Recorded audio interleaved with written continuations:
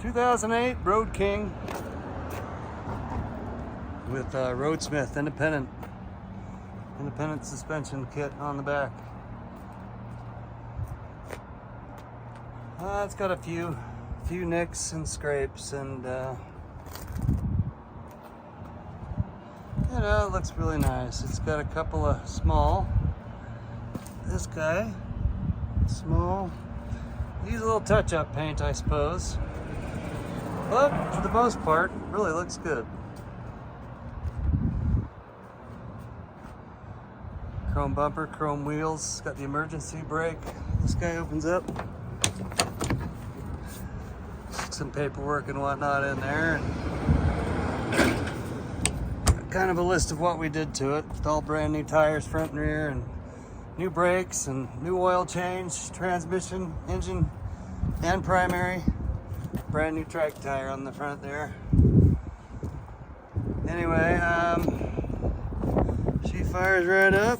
10,069 miles.